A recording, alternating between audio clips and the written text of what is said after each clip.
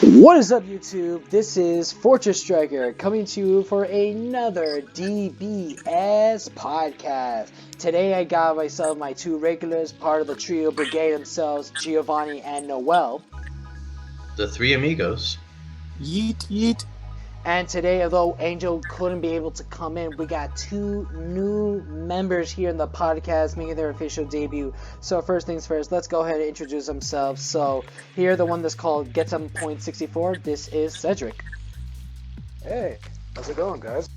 Very happy to be here. I'm looking forward to this. Yeah, it's great to meet you. And of course, we got the Wise Wild himself, Cam. Hey, what's going on? How's everybody doing out there? It's really good, man. It's good to see you two guys. So let's so before we begin, when did you guys ever started the game, and how did you feel about the game so far? Cam, you want to go first? Yeah. I started probably right around set 4. So what? That's been almost 2 years now. I mean, I the mechanics of the game, just kind of like the mind games that it's just real different. Everything else in terms of interactivity, the combo phase and all that, really attracted me and brought me into. So it's my feelings on it, like, it's been a roller coaster. Y'all know it's been a while since S4 has been a long road from there. Okay, so And it only got more interesting today, but we'll get on that later. exactly, and Right. so Ceddrick, let's go ahead and hear from you. So let's see. So the last trading card game that I played was Yu-Gi-Oh, and I'm talking like original Yu-Gi-Oh.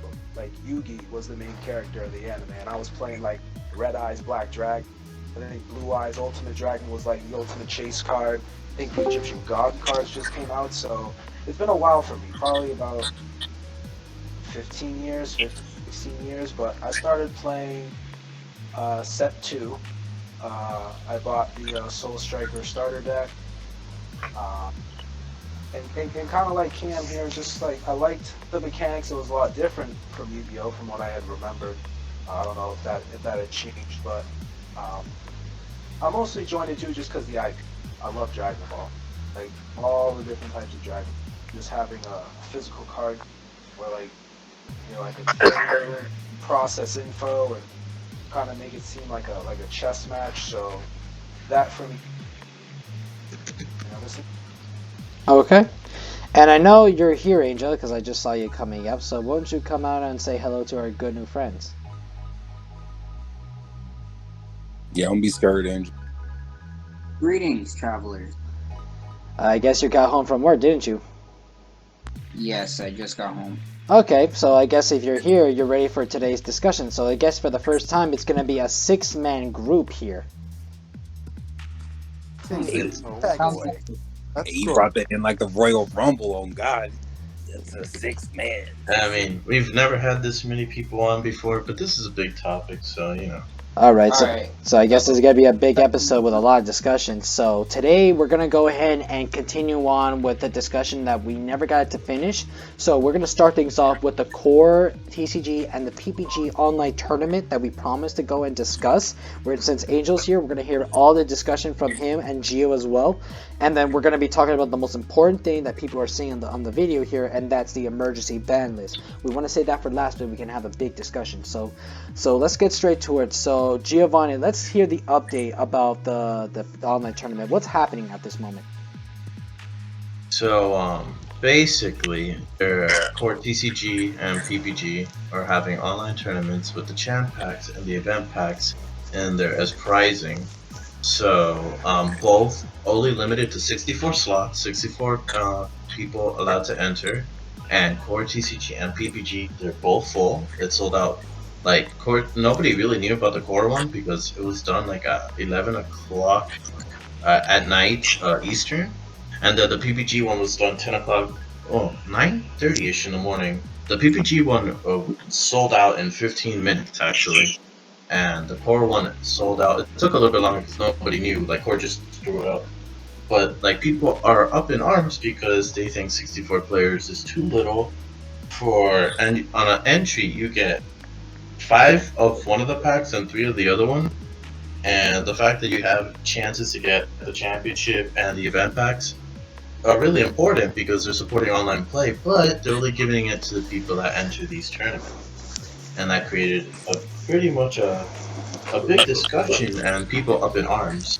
So, to continue this topic, um, let's see. Kevin, what do you think? I'll ask you this rhetorical question.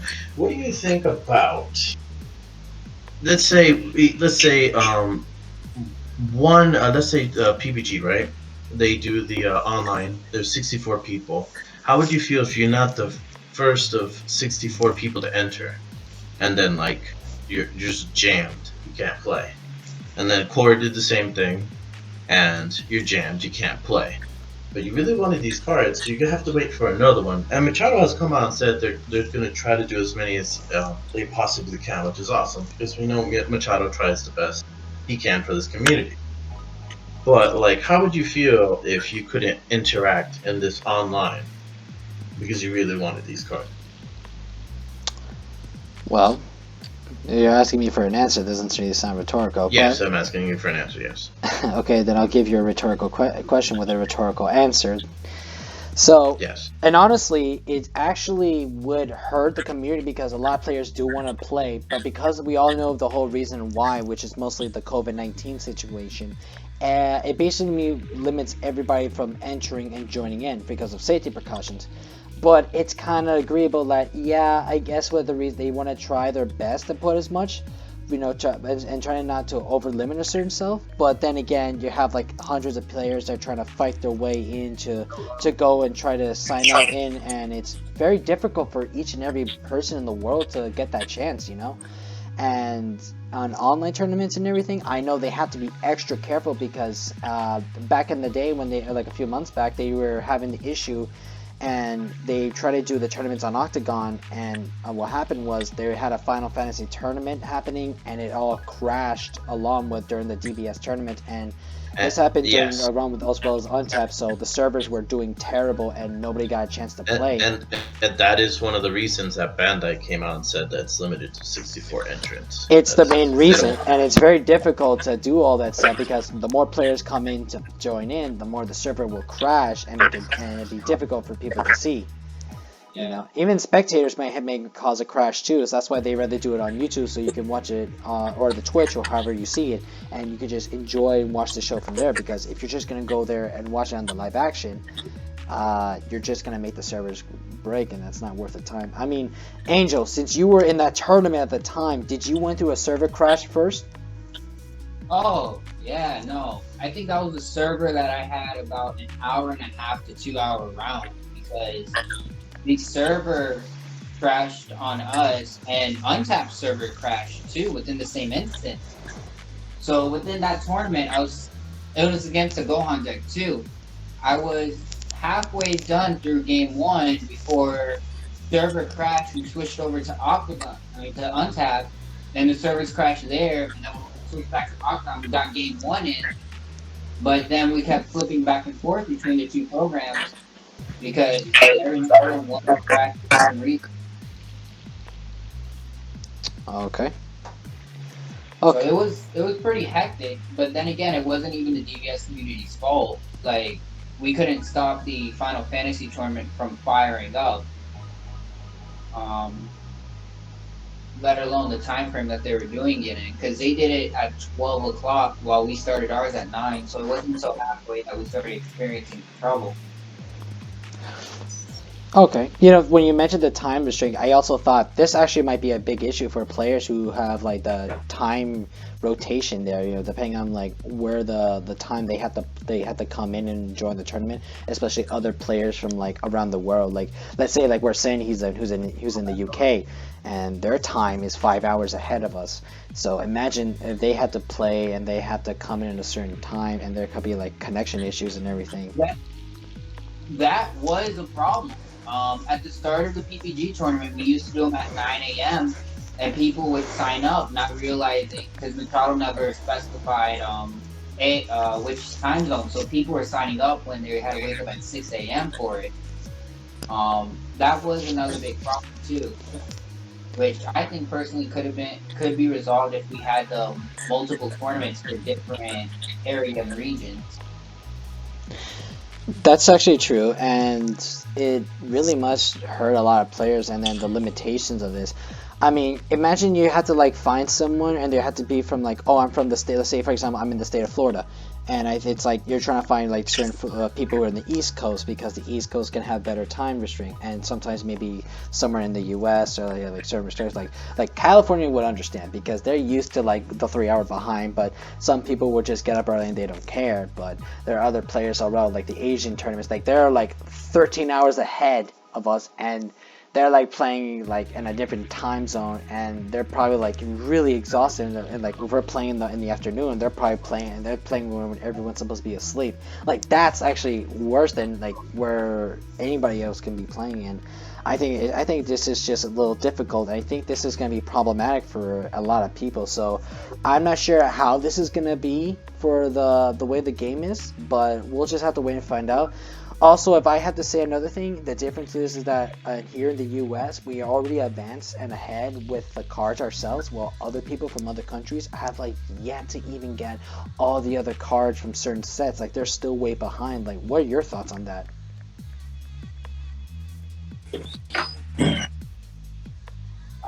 Who's the question to? Like You. that the card that every player, that if you're gonna have like let's say 64 players and there's a few people from different worlds, but some of these players they get they haven't received all the cards I mean, you're in a different format. The 64-man tournaments are only U.S. only, so it's gonna be years.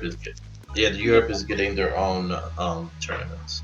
Okay, so now I'll just revoke that question then. All right. But my biggest issue is that you only have 64 people, and they're gonna get these promos, and they're gonna go into the secondary market, and these promos are gonna be very expensive. They're not gonna be cheap. The Draw 2 Ape is not gonna be cheap. The Medical Unison is not gonna be cheap. The Blue Vegeta Unison is not gonna be cheap. Yeah. And they're gonna profit big for entering these tournaments. Like hopefully, like like I was saying, like PPG came out and said they'll do more, and that's great.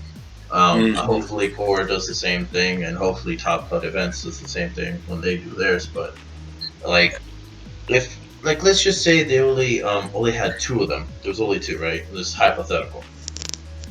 You give so many people advantage for entering. Like they're gonna plus super hard off their promos because we all know they're not gonna keep them. They're going to sell. Right. And that is my biggest issue with that. And how many people? Like when I hear 11 at night, like we all have an LGS, and we know that even if it's not your LGS, you hear different stories in different shops where the employees are on games. And well, I mean, there was some people kind of mad that on the PPG list you see Peter, Marcel, Robert Reed, you see their players on there. That is true. That is actually very problematic for that as well. Yep. You know what I'm saying? I mean, when you got, as it a 64-man, anybody has a chance. When, 10 to 15 of your own people, plus, a couple friends got the heads up, you got, 20, 30 people by the time, hey, man, it's opening up at 11 and you ain't really promoting it like that. I mean, he put it on the Pro Play Tour Discord first. He gave it about 30 minutes, and then he posted it on Facebook.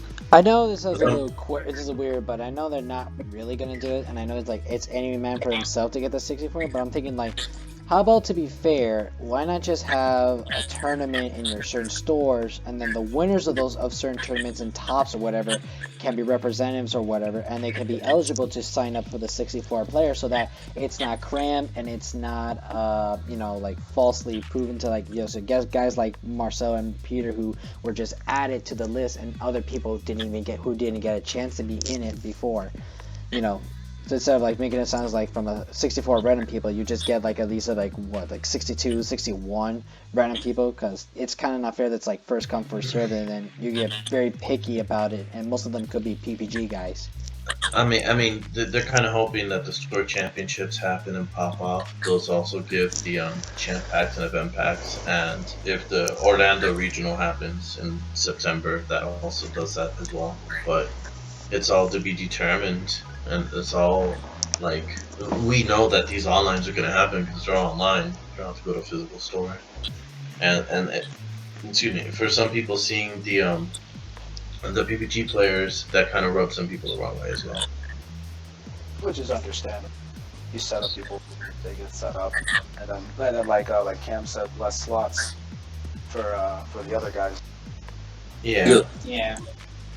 I mean, you got. I'm sure you know that's half a TCG player right there. Is product being open how it ain't supposed to be open, and guys, got their little thing going on the side or whatever, which is fine, because at the end of the day, I don't mind paying a little premium, getting things off TCG because I wouldn't be able to get a hold of it no way.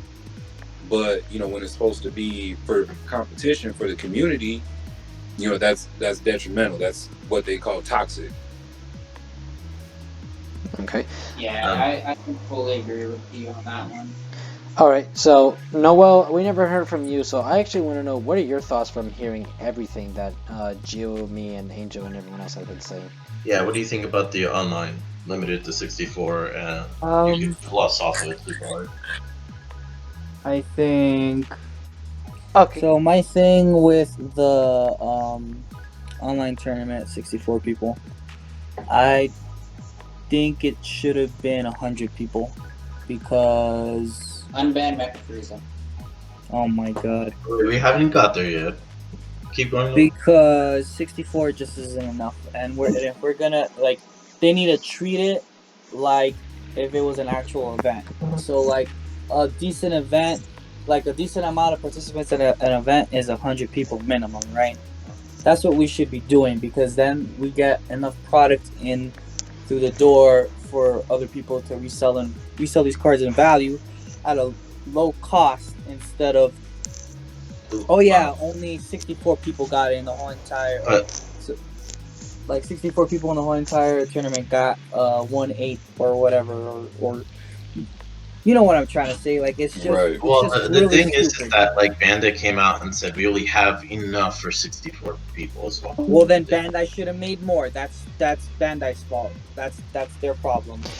But then So they're trying to be the protective reprint because of the of that. virus. So the reprint of that Chase Goku Draw to Ape was no void. It doesn't matter if they reprinted it. It's not gonna do anything.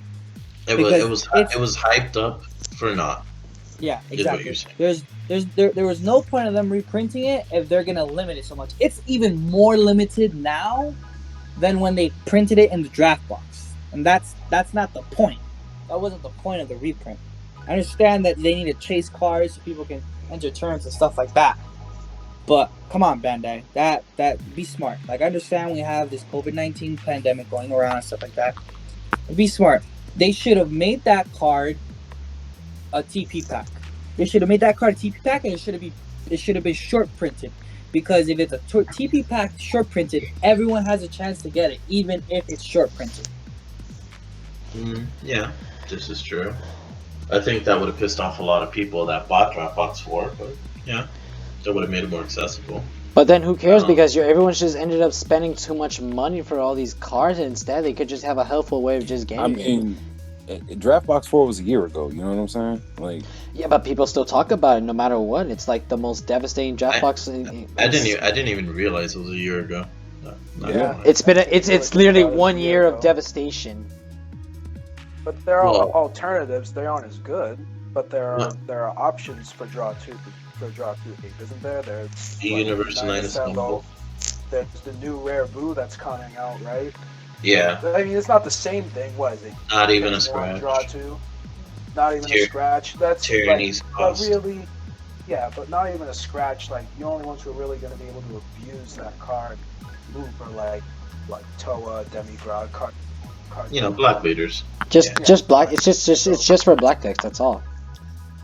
So there are other options out there, not as good as draw, but they're out. Yeah, but the thing is that draw two. It doesn't matter with draw two apes, because the draw two ape is a general card. It's very, like, you could put it in anything. The only way you can't put it in a deck is if you're playing the Frieza deck, where it says you can't play Saiyans.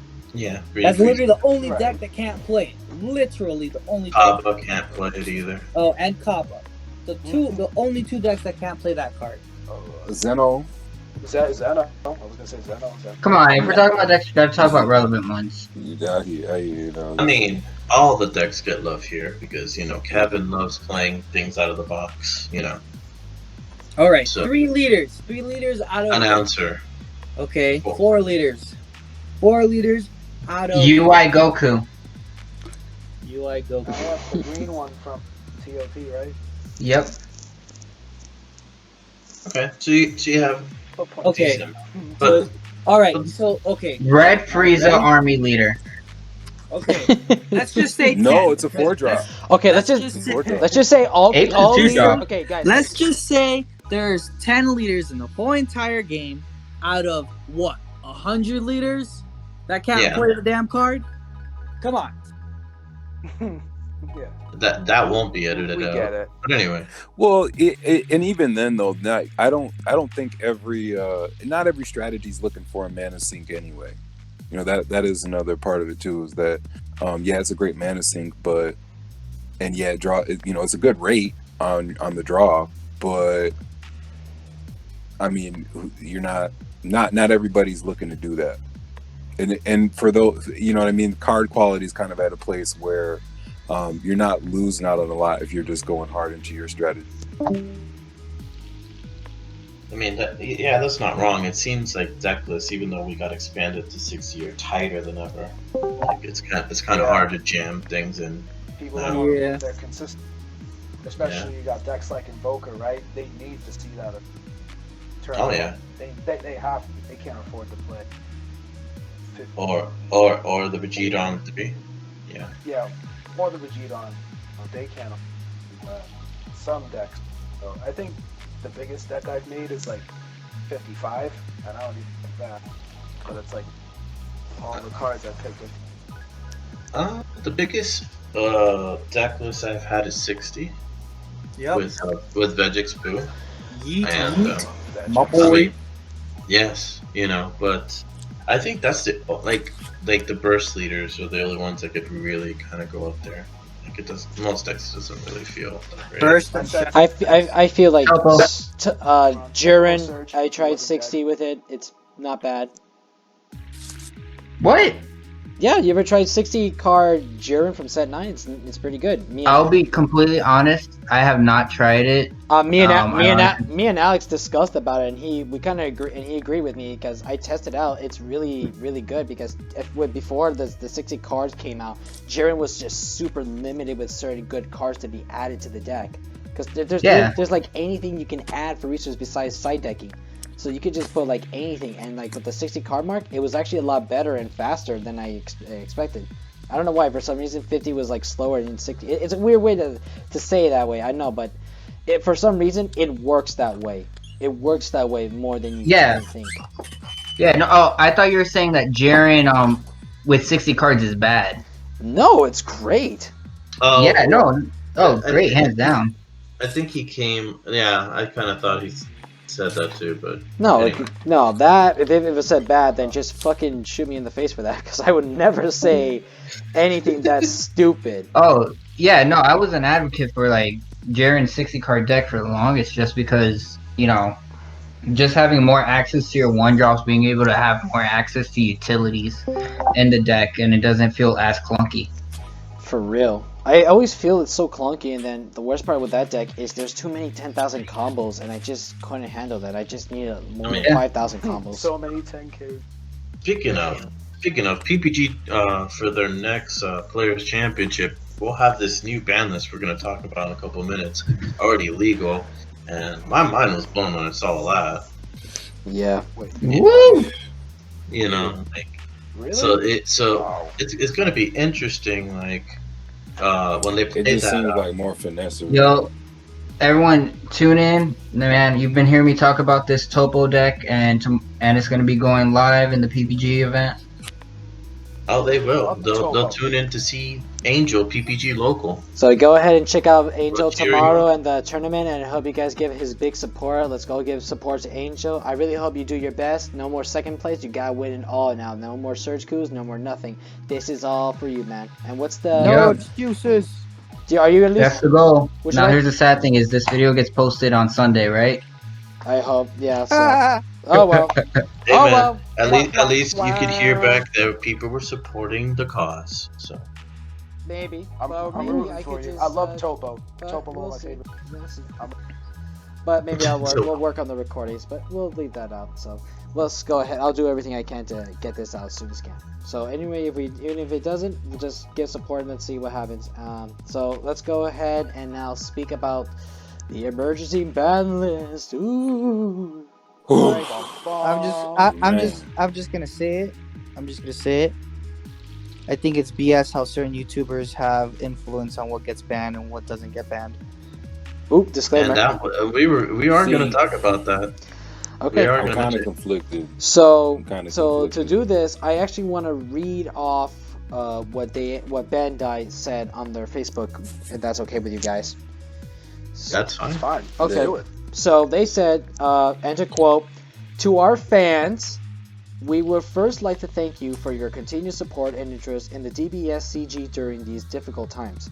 We have been monitoring feedback from players, the community, and stores regarding certain cards in the metagame since the release of the 3 Rise of the Unison Warrior starter deck on June 5th. While we test our cards internally before release, we feel that Draftbox 5's Universe 3 cards combined with the same Wonder starter deck's Vegex archetype has created an oppressive play pattern exceeding our expectations." So they have been paying attention, surprisingly. With our core commitment to the enjoyment of players as well and the health and diversity of gameplay, we have decided to ban the following cards effective on July 17, the same day as the set is released. So the cards being released, I will show the pictures. We sincerely apologize to ban these cards on short notice and for any disappointment this announcement may cause to Geo. We believe that the same Wonder starter deck is still an enjoyable and strong deck without using the cards listed above. Geo. We thank you for your understanding and hope you look forward to enjoying the upcoming release of Rise of the Unison Warrior. Just to preface, also Sandy and I were on Red Gohan aggro. That also kind of started this to happen as well. Like they don't want to see U3 and Red Gohan burn aggro. They don't want to see it. We also had a Green Goku aggro list. Like people were just getting upset that this chain was not just tied down to Vegex anymore and Mono Block. Like it expanded, and I even heard Yamcha from Set 10 was using it too, which I'm like, wow. So like, it's beautiful, actually. Yeah, like it makes a game creative. It makes it like somebody came up with something cool, unique. I didn't even see that list. I'm gonna be real with everybody here, but like, like go Burn Gohan. I mean, Crossroads TCG. They put up 2 videos yesterday. One by Joey, one by Marcus Catarsi. Joey was calling for U3 to all get banned, which the very next day they all got banned. And Marcus showed some gameplay of Red Gohan Burn Aggro and how aggressive and it could be impressive if you draw everything correctly. And they played a different list than Sandy Cater, who was the creator of the deck. And so it's very interesting. I don't know if you finished the statement from Dragon Ball Super. I'll let you finish, but No, I was. There was other. Okay, I've been playing Red Gohan Burn Aggro and Vegex Burn and Vegex Boo. All like those. I've been playing those a lot, and I think it's really interesting knowing that those videos came out yesterday and this all got banned today. It makes you wonder, kind of. How much money did that guy have to pay off Bandai to ban these cards? I mean, I'm not saying that, I'm giving my theory. I think before he made the content, he had the inside info and put the content out to roll out along with the ban. I'm kind of 50-50. Part of me thinks that there's some influence there, but part of me also thinks that, I mean, he's got like 5K subscribers. He ain't got pulled like that, you know what I mean? but kind of yeah, because there's not too many people that are that much bigger in the community. But you know, it's really 50-50. It's hard to call. I mean, it would have been interesting if that was a standalone video and there was no Red Gohan Burn Aggro Right. Yeah. video The to other go with. little video he put out last night. Yeah, that came out at nighttime too. Mm-hmm. So I don't know. I mean, I'm gonna let Noel because he's very passionate to start off. So I sent this to you because I know you were working. But tell me your thoughts. Try not to curse, and I don't want a disclaimer, but tell me your thoughts. And I know that you're upset. I'm upset too. I'm heated. But tell me your thoughts. So I don't think they really needed to ban Aneliza. I think Aneliza was fine. People don't even play it that much. Like, people use it, but not as much as. I mean, people didn't play Pepperoni, and he got axed. Yeah, and Pepperoni. So, like, those two cards, the cards that people were complaining about was Nigrishi and VR. Mm-hmm. Correct. So, and I think it's kind of redundant that they make a product and then they ban it right away. And these cards never saw a physical event. They were banned before they ever saw a tournament event. Exactly.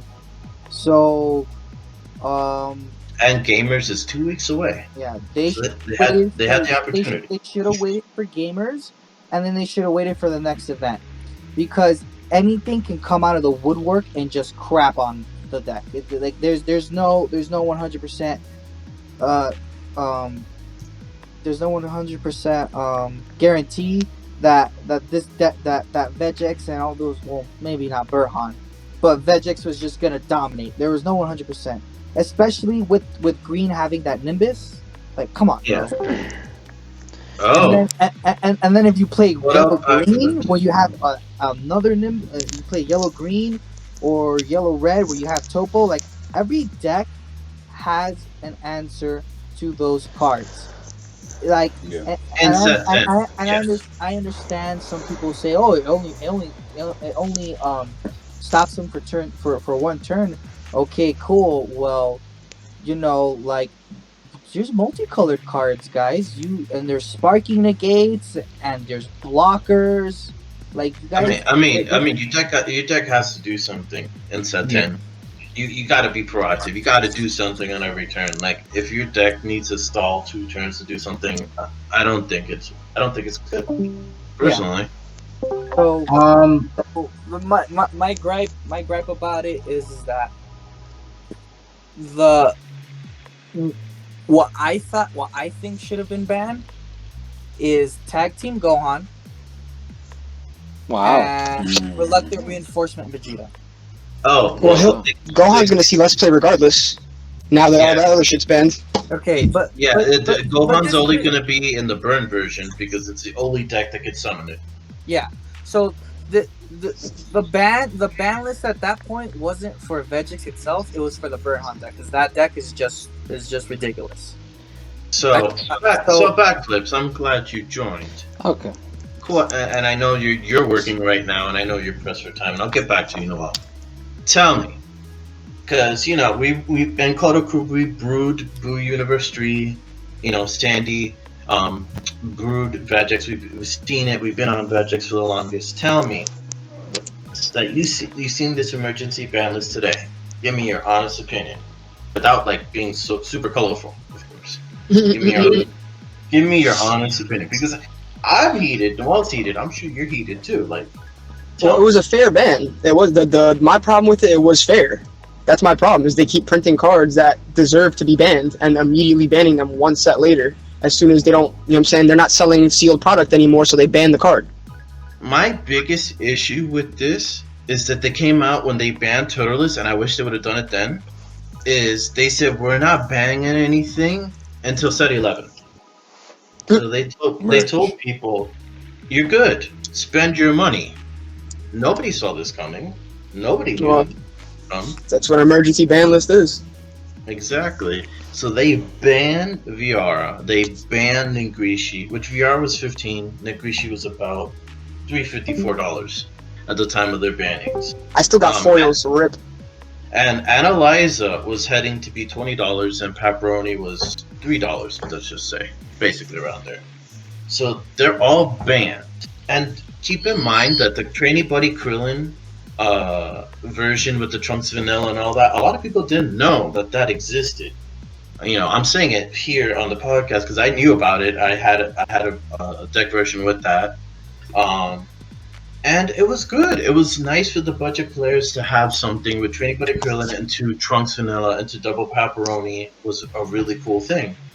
And I guess with this Toa Overrealm, they didn't want it to be absurd where you could just go Toa into, you know, having the other stuff there with the Krill and the Trunks and have like 3 pepperonis. Right. But, you know, but tell me, like, because I know you've been playing Magic and all that. Tell me, like, do these bands make you afraid of playing the game or afraid of buying singles? Like, tell me. Well, the thing with these bans is it doesn't bother casual players. It bothers competitive players. You know what I'm saying? The people that are constantly spending their money to keep the competitive edge and get the newest, strongest engines in their decks. That's true. Yeah. So it's going to hinder competitive play as far as the people that aren't like super financially like available to just constantly be throwing money down on decks like Surge, Coup, Piccolo, like. And if that's going to happen with every tier 1 deck, I mean, it's slowly going to dwindle away at the competitive player base. You know, like Green Freeze is pretty cheap, but although with all those buyouts, that deck has actually gone up. Well, yeah, so that one I would explain because I kind of disagree with the not affecting, because like if you like they've done stupid things in the past where like, okay, you go and during Sec 6 you want to start with the Broly. All right, well I'm gonna go buy Broly. Oh well, next week Wow. This happens every time. I was getting excited. I was like, whoa, what's he gonna say? I think that was intentional. Next week, Green Broly. I mean, but he bought Viara and Ningrishi and all that stuff cheap, you know? So, like, and I know that he was not happy about, like, nobody playing Mono Black right now is happy unless you're playing Kid Goku, which none of these bands affected that deck. It's the only black deck. Don't forget Toa. I mean, yeah, but a lot of people started playing like Universe 3 and Toa. So I mean, is Toa even playable right now without U3? No. I'd say no. No. I'd say no. No. Hell no. I mean, Kid Goku's like the only other black leader that's super playable right now. Yeah, Toa doesn't have the versatility the other black leaders have to go aggro, and now without the U3, it's even less so. It's interesting. You know, my biggest problem is they're alienating people for choosing to play choosing to play black decks, because black was the cheapest color before Set 10. People that couldn't afford to play really good decks, they chose to play Toa. They chose to play some of these other decks that became affordable. Like Kid Goku's always been affordable, but now that black got Demigod as well. Now that black got a little bit of a spotlight, got some really cool cards that can do some combos and it's all like Sandy's fault. I mean, not wrong, but you know, Sandy also made Red Gohan burn. But here's the thing is, I'm just sorry to cut in, Gio, but when it comes to black cards, is that yes, it's the cheapest, but remember, black is the most splashable color, hence why they always have to keep like the deck profile low. Like, I understand, like, the entire ban on here is just because of how splashable all those cards are. That was the only real reason. It's also they were only splashable in 3 decks that were shown so far. Just in general, black is splashable, and these cards literally can be put in anywhere. That's the problem with black, and the problem with these cards. Yeah, they're bannable, but like, at least give them an event. Give them an event to prove that they're bannable. Don't just ban it on an online. I'm gonna get back to what I was saying about what should have been banned. They should have banned Gohan. They should have banned SS3 Tag Team Sun Gohan, because that would have killed the Burnhan deck. That's the worst thing that came out of this, right? I mean, the Red Gohan deck is still playable. But even with I do Gohan and not question though, having. like Okay. if okay, but my Still question got would Baraka be, left. I All right, know. let me finish. Let me finish. And then they should have banned Reluctant Reinforcement Vegeta. Because Reluctant Reinforcement Vegeta is what lets you go into Viara and Gohan. So if you get rid of Gohan, Reluctant Reinforcement Vegeta, you literally kill everything except for Vegex. I mean, you kill the burn version. That's what we want it to be dead. We don't want the burn version. Yeah, but now what they've left is the Vegix boot deck and mid range. That's what they left. That's what they Yeah. gave it. And And the now that set 10.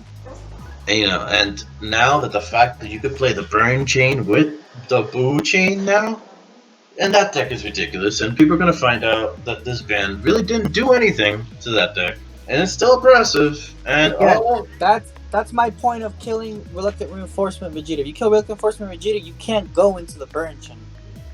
and people are gonna quickly find out. Oh boy, and Red Gohan, that deck isn't dead. Oh cool, we get extra slots now. But Bardock the Resolute's a crazy card. Green Gohan can still be around. There's still a lot of decks that are gonna come out of the woodwork that are aggressive. This ban, all you're doing is just not making Vegix ridiculous, not making Burn Gohan the only deck that was kind of gone after Vegix if they didn't have like Bibbidi super combos in hand and kill them turn 2. Like it, all you're doing is just banning something that people were complaining about, and that's Yeah. really more so what this is. It's not, hey, look, we had the foresight. Yeah, maybe you had the foresight, but how many times on Facebook, with the community just like kind of like up in arms and stuff like that, like. That's my problem with this ban list too. Like Bandai has done amazing job at ban lists. They've done amazing. They've killed what needed to be killed, and they made the game healthy. They kept the game healthy. This ban doesn't do that.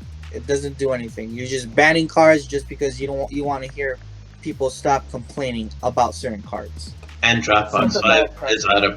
out of print, and yeah, it's a very bad precedent. It's a very bad. Now any deck can get hit at any time. And I said on the podcast when we did the Veggie problem and how to deal with it, the leader wasn't going to get hit, and clearly it didn't hit the leader because you set a very bad precedent if you do that. Yeah. So they did the next best thing. They hit these robots. But the thing is now, any deck, if it could be like a super control deck and it's oppressive, it could get hit at any time now. They opened up the door Imagine for that to happen now. Imagine if Invoker became the top deck, and Invoker just like there's nothing that can stop Invoker. They're gonna be like, okay, we're banning the Secret Rare, which is the win con of the deck. You can't do it. Then the deck doesn't do anything. Okay, so Or they could ban Catastrophic Blow. or they can ban catastrophic. They can ban catastrophic player. Okay, cool. My what $800 deck is done. It's not worth that anymore. So I spent all this money. I spent all this time, effort into saving money to buy product to make this deck, and then you just crap all over it. And it was one of the few set 9 decks that is actually going to get play now. Since Dropbox 5 is like the Wave 2 really didn't do much because they didn't send that much out. A lot of orders got canceled. It's out of print, and we start seeing the prices are climbing. They really need to do a real reprint run. Not that. I posted under Jordan Marcos, the champion. He posted something like Konami reprint stuff and I said Dropbox 4 and 5 have been the biggest issues in the game. We need a set where they just reprint competitive cards only. Exactly. That's what I've been saying the past 2 or 3 podcasts. They need to make a master set like they do in Magic. Master set, yes. They need a master set in Magic where chase cards that are hard to get because they're out of print or they were short printed are reprinted and you can buy the set. Now, if you want to go spend loads of money to buy the reprinted singles, go ahead. Go for it. That's all on you. But they need to make a master set so that way people have a chance to get these cards. Like that Metacooler Unison, bro. that thing's ridiculous. That Ooh. that And it's gonna be $100-$200 easy. Yeah. Mm. So wait, that's for a unison card. So Bandai seriously needs to think about making a master set, because if not, if they keep on going where they're going right now, just banning things out of the blue and just screwing us out of chase cards and draft boxes, the game's gonna die. Because competitive play is gonna leave, and then you have all the casuals, and the casuals are gonna isn't what's gonna keep the game going. Because if you don't have competitive, you don't have chase cards. Because they put chase cards as promos cards, as store championship cards, as event cards. If you don't have chase cards, there's no game. I mean, here's the thing. These are the first draft box cards to also get banned, to my knowledge. So they opened up Pandora's box. Now we could start banning draft box cards. They're not now. It's Ban not the on the route. Ban the 8. Well, I thought they were going to ban the 8. I thought they were going to ban. Riots in the streets. If you But we're ban banning. the Wait, I but, thought they were going to do that to Banlist. Well, when Turtles got okay, banned, but I like, thought are we that was- banning just both or just Goku Ape? Hey, so a quick question, Bandai. Can I please have my Turtle list back? Because I have 6 of them in my binder. that's No. unfortunate. Oh god. You know, Here's what I think they should do. They need to reprint, like they need to do an Ultimate Box 2. That way it's worth the $100 that Ultimate Box 1 was not worth. They just need I mean, to at be. least They you- just at need least to you be got a smart binder with with these that, though. things instead of just like making us waste all our money and stuff. Hey, you throwing shade, bro. You throwing shade. I mean, you know, they gave you a binder, bro. that was a nice binder. That was they heat. crooked you. They But, can, you know. they I can mean- turn the Ultimate Box into the Hey, master set. I them was cell just talking about. tokens. They can do that. Clutch.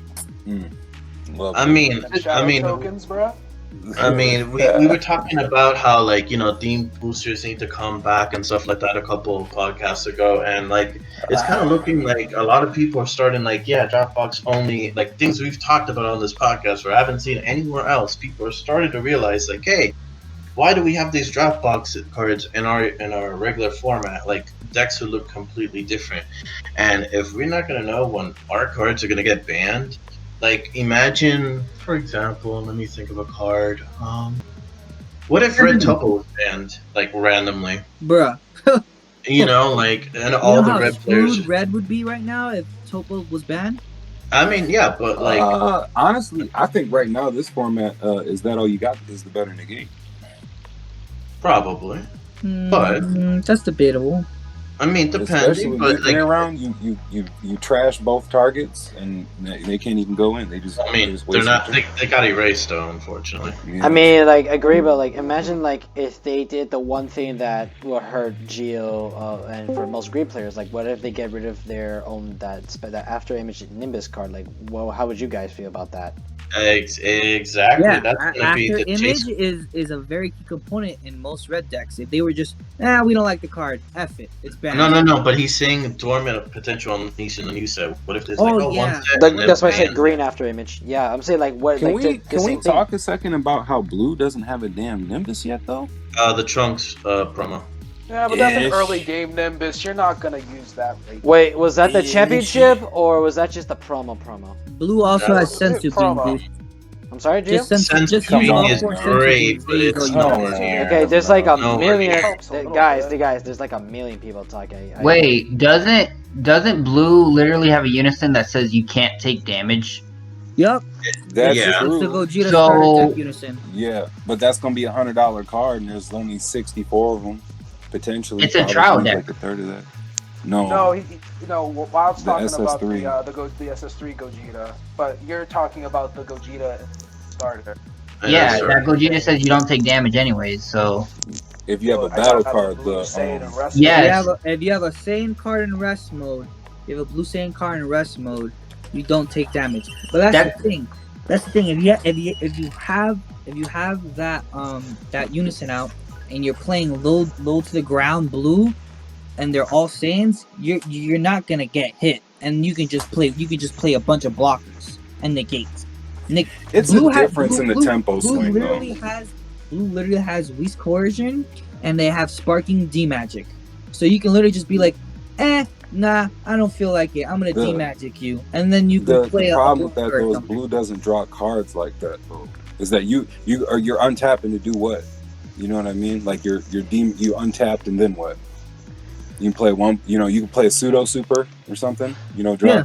you're gonna run out. You're gonna run out of cards in your hand eventually. You just keep untapping for. You're not gonna have enough of a hand to go through like. Blue also has Like, Dr. Rhoda blockers that I keep on mentioning. Yeah. I mean, He yeah, I also but would it, has say it he just also has untaps you free to do Hans. Blue? what? Wait, blue has access to some of the best draw engines in the game, anyways. Ish, yeah. drawing. Like you have access to Kefla, which is the Is this a 7 3-drop. drop? Oh, if you have it. It turns into a 3-drop. So Right. 3-drop So, just draw 2 every turn. Okay, like You yeah, can but you literally have. that play Kefla has no Freehan and blue protection, with that though. card. You can play Freehan with that unison and just be like, okay, I'm not taking damage, and then they have to swing at the Freehan, Yeah. and then you Yeah. can combo away. You can be like, okay, I'm gonna Sensu Bean my Freehan, so now it's a 20k, and they're gonna do whatever they can to get rid of it. They're losing resources just to kill one card. Yeah, like blue is perfectly fine without a Nimbus. And then Like They've always been with so like a, cancerous for this kind entire of- time of the game, and they've been having all these cards coming. I mean, if you see at the ban list, they're the ones who've been hitting the most with all the cards that they're losing. But either way, they'll just keep Black's making. catching They up, will continue making new ones anyway. So either way, blue is never gonna be dead somewhere in the meta. I know blue will still come by around, although it's not Yeah. not this but meta at the blue moment. is the worst. Blue is the worst color heading into the set. It's by far the worst. So you're saying Yeah, blue? Yellow. So blue is If- by if- far like the worst color than yellow at this point. No, yellow's 1,000 times better than blue right now. Okay, yeah, yellow is okay. way better than blue. Yellow's a lot better. But I will say, Yeah. playtesting Vegito a lot, Vegito leader does draw a lot of cards. At Yeah, least the like way I have it. I So mean, here's my issue. Remember, blue with was blue is that there's one, like, realistically, like you talk about Rhoda, the SS3 Gogeta unison, Bean, things like that. There's not Vegito, the leader itself. By the time you get through all this, there's no flexibility. Like all the shit in blue that you have to play, you Obuni, you don't have another boss monster besides. You don't. There's no.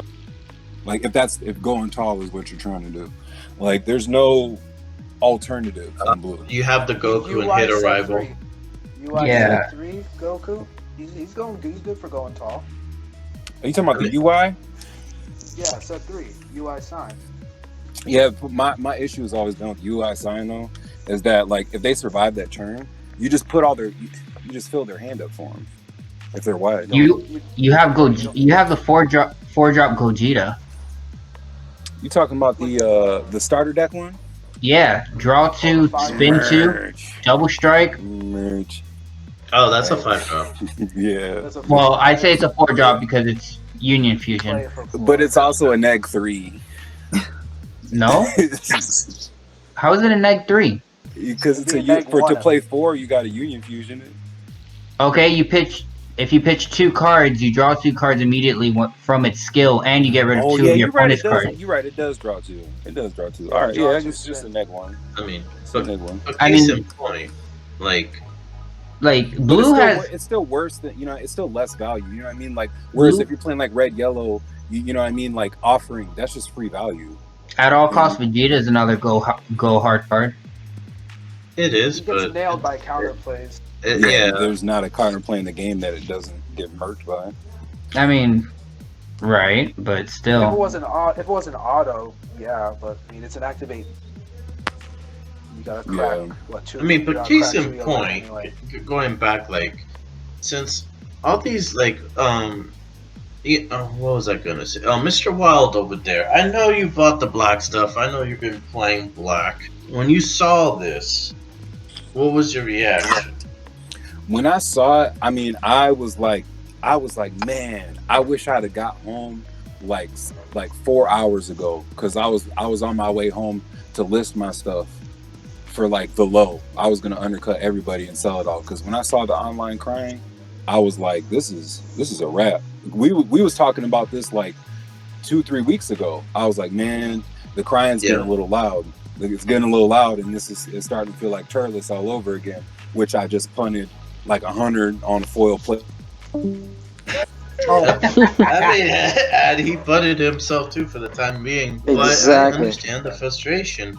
The thing is that spending $100 on that. Let's say somebody bought like 3 tag team Gohans at 100 each. That's 300. You know, hatchfuls are 40 right now. Like you could use that money a lot of money. You could have used that to buy at least like a secret rare and maybe a couple packs. I or mean, whatever. but the point is, you know, I'm not even done though. Like Vegeta Reinforcements is 23 non-foil and close to 40 foil. Like, there's a lot of money that deck has in value. And that, yes, I was gonna say, like, just my opinion on when the ban should have happened. It should have happened when Turles got banned. That's when they should have done it if they were doing this. All right, once you continue what you were saying, Wild, what were you saying?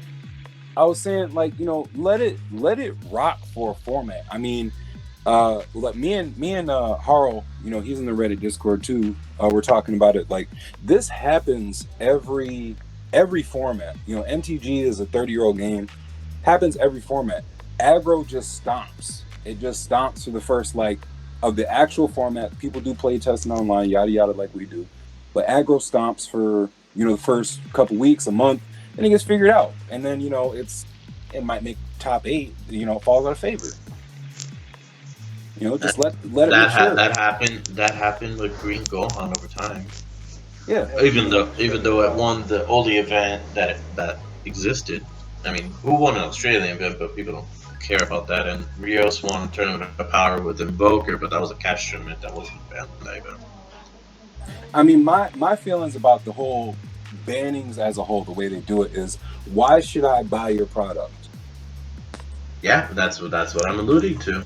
They're alienating players that play these decks. It doesn't mean that they were all Vegex players. They could have been, you know, playing Kid Ku with Universe 3. They could have been Toho with Universe 3. Yeah. Mass Saiyan, Demigra, you know, the other Trunks leader, Black Mass Saiyan leader. I mean, I could keep going. It could have been anything. And my statement from the time that Turles was banned is that Turles being banned hurt Bibbidi and it hurt Demigra more than it hit Vegex. Yeah, and that's true. You three hurt Gohan. Not to say that Gohan's a dead deck. I know you still hot on it. It hurt Gohan, Green Goku. I had Harudagon builds, Slug, things like that. All these old strategies, you know, rejuvenate. You know, and the red Gohan, it's less aggressive now. You're not going to go as wide. It's not going to be as insane. But turn 1, I could still Bardock the Resolute, Saiyan Kaba, or Bardock the Resolute, and crit Trunks on turn 1, and that's still very powerful. Keep going. I was just saying how I thought red Gohan is still kind of powerful because Bardock the Resolute. Oh yeah, but all these bans hurt old strategies. They hurt old strategies way more than they hurt the new strategies. The new strategies, the support's right there. It's at the current power level. The old archetypes need the new support. So these have been some of the most nonsensical set of bans. I mean, it was going to happen eventually. There's nobody in the world saying that this is dumb. It should have never happened. It was going to happen eventually. But it was going to happen eventually for Nigrishi and Viara, and Paparoni was starting to get used. You know, Analyza was the one that really kind of rarely ever got used, but whatever. He just, you know, got axed and erased because he was wrong place, wrong time. But, you know, maybe not. Maybe not. I mean, you know, like I said, give it if that's the biggest because there comes a point where like it's almost stressful. You know what I mean? They've gone from me being excited products and announcements to being stressful. Like what, you know, from like, oh, what can I buy to what do I have to keep up with? What do I have to worry about getting banned? It's not. I mean, to be honest, after I saw today, I'm kind of worried of what singles I buy now. Yeah. I don't know what I want to buy. Huh? Yeah. No, I remember that you and I were talking about that this afternoon. Like, you know, buying singles. Yeah. What do I get? You know, where do I go? I mean, heartfelt plea. Is he gonna get banned because it's a free triple striker that comes out with the offering? Like, and he just got one up. Like, I don't know. Like, what other aggressive card? There are other aggressive cards, but I named him because like he's gonna get hot now with the red Kiku deck, aggro deck. That's really good. But it's kind of like at what point? Because they designed this game to go fast, tempo, kind of aggressive, but the players want mid-range or control. They want to play Magic, and if you want to play Magic, go play Magic. Don't play this game. This game is inherently aggressive. If you want to play Magic, go play Magic. Stop complaining about a game that isn't meant to be played mid-range or control. Did you do you guys want to know the reason why Bandai tried to make the game really oppressive? Right, because it goes with the IP. Flavor. Yeah, it goes with the Dragon Ball theme. Right. They like confirmed it. That's like why they try to speed up the game from set 1 all the way to now, and now people are complaining that it's too fast paced. I mean, they even said that they want games to end turn 3, or well, latest turn 4, and you see it in design when you see set 10. So basically, set 3 and 4 all over again. Well, I mean, set 3 decks weren't even this quick. Like Red Gohan, but it's like you're combining them. So you're combining what set 3 was giving out with the overruns at the time that was very powerful back then, which we're redoing it now. I mean, giving that strategy with set 4, you're combining that and you get set 10 in a way because they just want to go ahead and fast pace the games, and most people, most of the time, not like either you're casual or competitive, either way, they'll spend all their money on main decks like Vegix and whatever, and they just want to go and do this crazy strategies. I mean, if you put Red Gohan back then, he destroys the field. It's not even a contest. He's killing every deck turn 2, and they don't have answers, and that's kind of the thing. Like, I mean, the answer for me, as I've been looking at it, is if the game they can make the game so it offers more things. You know, they have a draft box. I would love. For me, I'm like, if I miss on the draft box, I miss on it. I'll get to buy one, you know, whenever the next one comes out. But that's how I came into the game. You know, if you remember, I said I came in set 4. Set 4 was a very draftable set. That's how I came in. I drafted set 4. You know, it was just simple, you know, jamming the colors together, overrealm. You know, the mechanics were built kind of as like a draft set. You know, like you'd play in Magic or something like that. And they've kind of gotten away from that to continue their style. Yeah. Like, you can't really draft these sets. Yeah. Try drafting set 9. Like, if you got Bibbidi, you could just make like a 50 card deck of nothing, and it would work as the leader. Yeah. Gohan could also do this, but if you try to make like Jiren was the only deck that I tried playing like a format without like the rares and super rares. From that set, because I have so much bulk, and Jiren's only deck that actually functions. Like, Invoker doesn't function even with the rare Frieza. Yeah, because I remember when you were giving him the Jiren cards, and I just tested it without the cards, and it was already doing pretty well for itself. And then when you just added it, it was like a bonus, and it already got even stronger. You know, and it functioned pretty well. And then when you added just the super rares, you made the deck even top notch, like one of the biggest, best decks of all time. And some secret, and including the Cell Seeker rare, which even made the deck more formidable for like last turn kill. And people slept on Jiren. That's the thing too. People thought it was just like whatever. I think it's because when you read the effect that said negate the skill, for me that kind of like hurt a bit. But then when you see the plays and how it resolves a bit, when little by little, yeah, you're like, oh, I was wrong. This is how they've done it, and that's how it changes around. Oh yeah, of course. Because it's because how you read a text can confuse a player for just a moment or for a while until another player sees what is wrong and says, no, this deck is great. This is what you gotta do. Blah blah blah. This is how it is. Okay, let me try. Holy crap, I was wrong. I love this deck. I'm making it. I mean, well, why are we punishing aggro players? This ban is really targeted at people that play aggressive decks. Like, we're not punishing aggro players. We're just trying to satisfy the babies. I mean, yeah. Well, I mean, you're punishing the aggro players in the process, but you're not wrong. You're pleasing the complainers. That's true. No, it actually just pleases me because Noel's an aggro player, and I am very pleased. Here's my problem with the ban is that honestly they should have waited about a month, let the set, like everyone says, the set should have settled in. It should not have taken place before. It should have taken place in the middle of the tournament. After gamers, that way they can see how it is. Right Let it after prove itself. after Let it one prove it, tier 0. after one of the championships, I think it should have stayed there. So that way they can truly see the deck list. They can see how oppressive it is. The second one is when they should have banned it for it. So that way they at least know what they're doing. They've always banned their cards after a big event. They've banned Goten. Understandably, Goten should have been banned prior to it because it was a storm format, was super oppressive beforehand. But they even banned, or they errated the Cell right after Worlds. So they should have followed suit with that. Just and wait a Cell little. So my got thing is top that 8, there's but been didn't people win. going around saying that the green starter deck Frieza is it craps on Vegix. Okay, cool.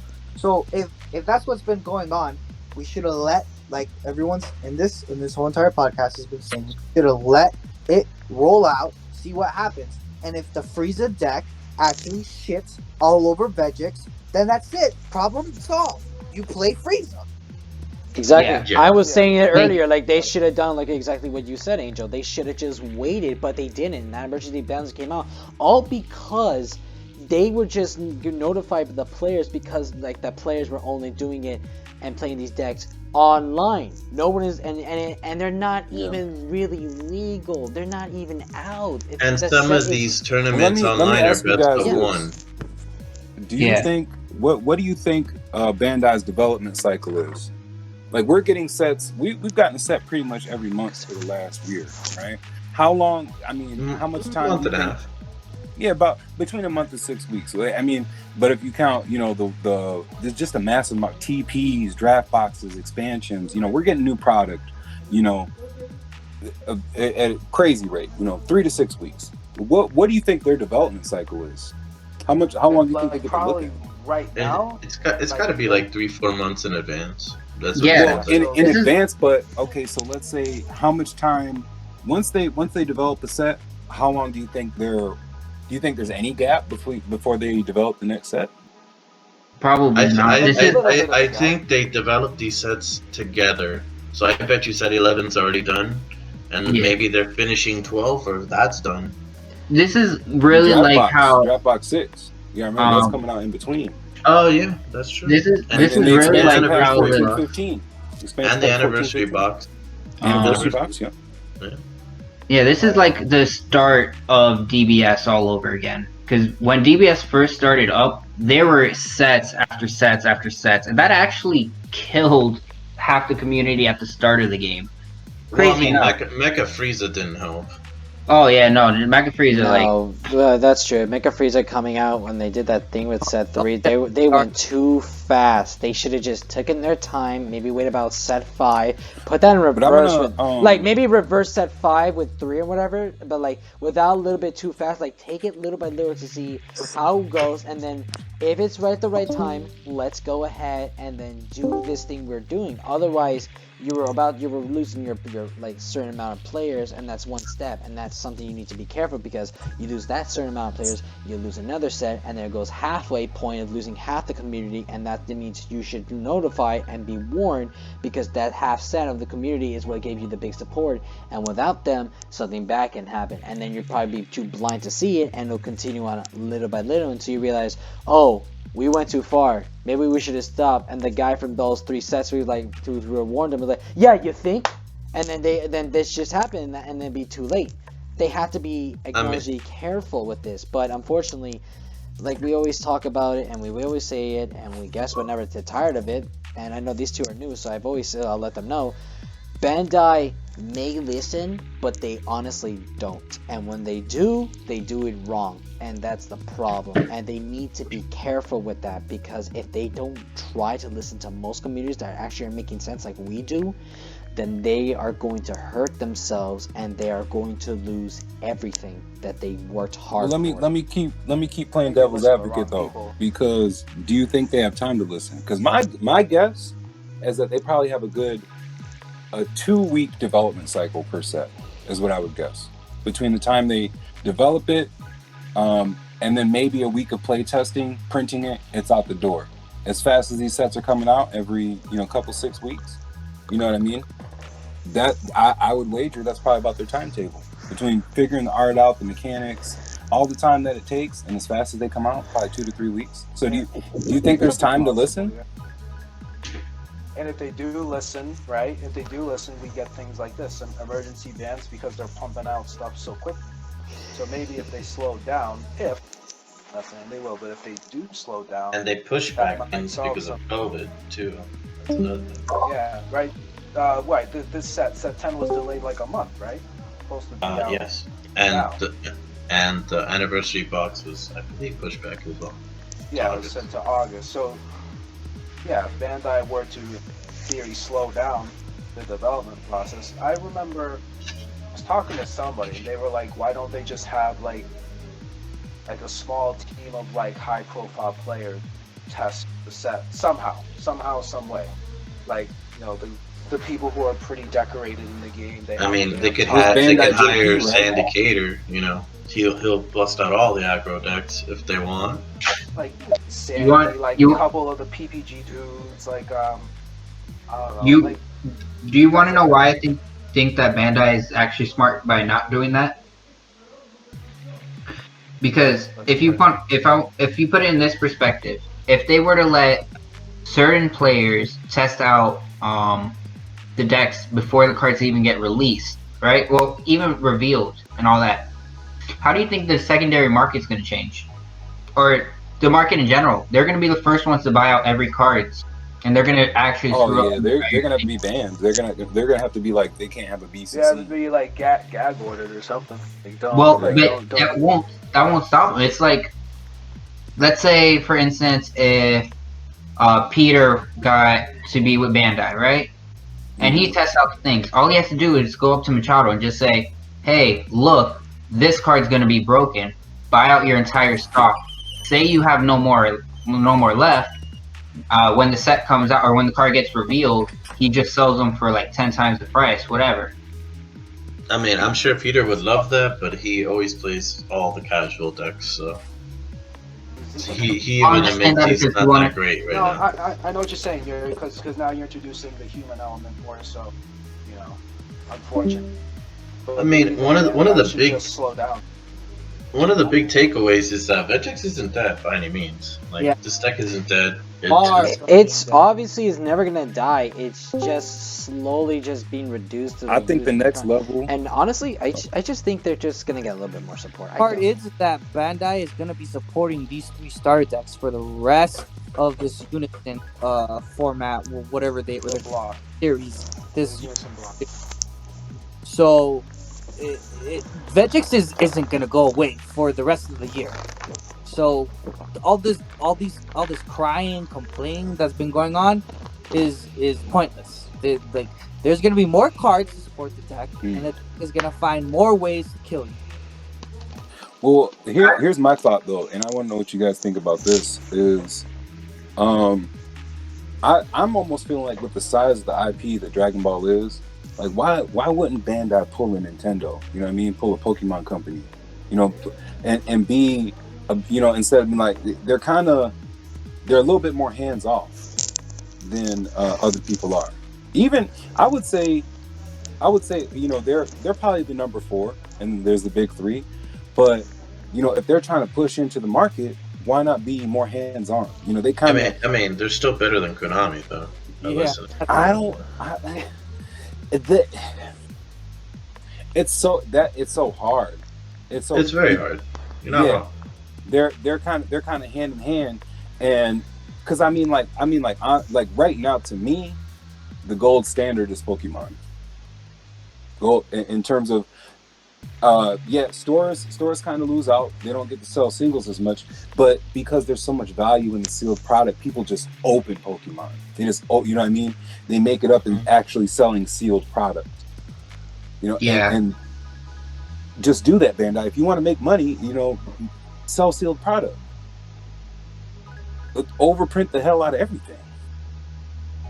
I mean, we need a set where they reprint only competitive cards. And, Yeah, like you know, so. That's So what my question for that would be Master for set.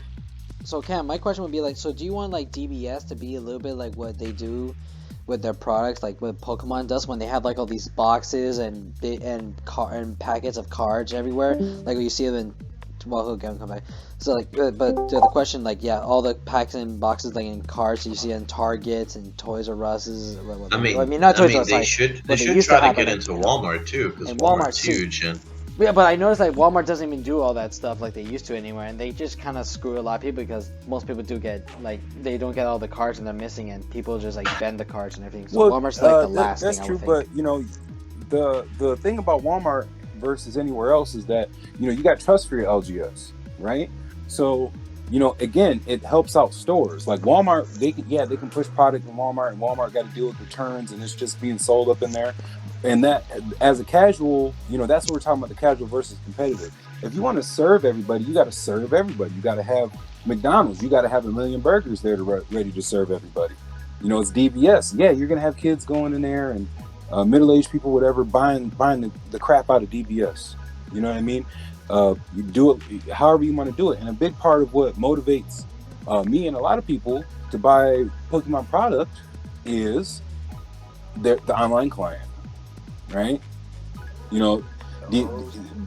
Bandai's starting to see that, hey, they're doing this online tournament, supporting prizing for it, whatever, woo. I thought that CoreTCG was gonna have like these webcam tournaments where you turn on your webcam and you put it down on your mat and you're playing with your actual cards, and that would be really cool. I think I would like that I as an think idea. he's got a good idea going. I think it's clear that we need an online client, especially now with this COVID-19 pandemic going on. Like, Yeah. if we have an online client and they give us QR codes like Pokemon does, bro, you know how much more money they would make for people just outright just buying cases because they want to have the cards physically and digitally, and so that way, if anything ever happens again, God forbid, another pandemic breaks out of any sort of virus or disease or anything like that, we can stay home and we have the cards online and we can have our online tournaments and they can have servers up and we don't have to worry about crashes. We can have the 300 plus people playing an online tournament. Well, Yeah, it plays into all think that, aspects. I think you that can be a collector. an go ahead. online client, it sounds like it's great. I agree, great idea, but it takes time to do. I mean, and we all know that, and we all know. So I think like what could potentially happen is these online tournaments that Bandai is I hosting. mean, This could Yu-Gi-Oh's be a about to precedent. get a online thing that you could, when you're playing in tournament, you don't even need to turn in a joystick anymore. The app does it for you. Yeah. Like, Right. So, But so, here's the, This a, so, could so be. my This thing, could. my thing about it takes time for an online client. The game is only about to be what 3 years old. Yes. Years old, what, this summer? They have more Yes. than enough time to be able to get all the old cards and put it in and smack it into the game. Right. And it Yeah, doesn't have to don't let the be. card pool build up. Yep. It doesn't have to be fancy like what Magic is doing. They can start off with something nice and simple. They can buy. I'm not saying to buy Pokemon's Octagon. is simple. I'm not I saying mean, to the buy tutorial Octagon. app could actually play cards. That would be neat. Yeah, I'd be Yeah. happy with I'm that. not saying that they should like go buy Octagon, but they can grab a lot of things from Octagon and Untap and just make a client out of it. Make it nice and simple. Here's what they do. All they Like, have to do is just upload the pictures of the cards, dude.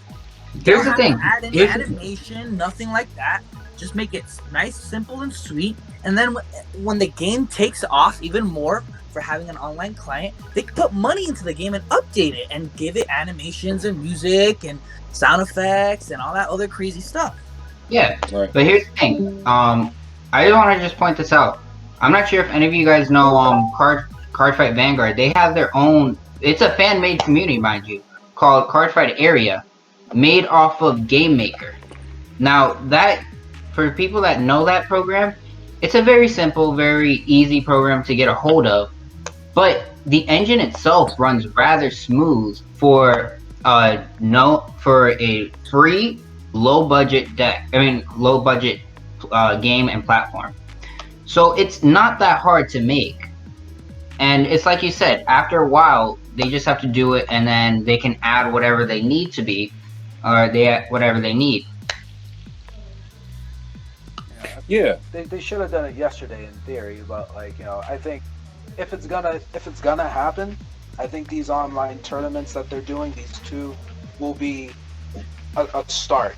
I guess late, yes, but a start, depending on how they go. Yeah, I mean, you can look at it that way. You can look at it that way. I mean, they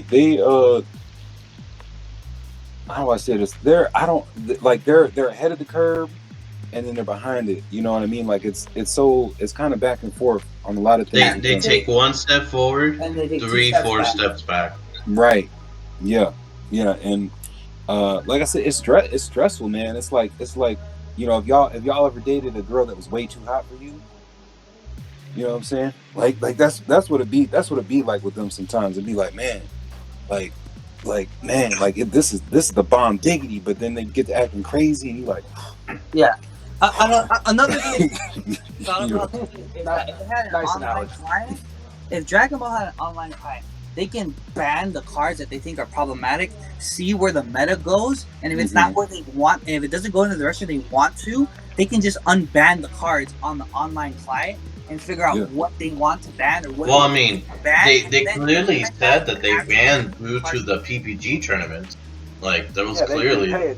they pay attention to those, especially all the ones that have been happening. They wouldn't have known about Vegix if they did, or burn, or let it go on.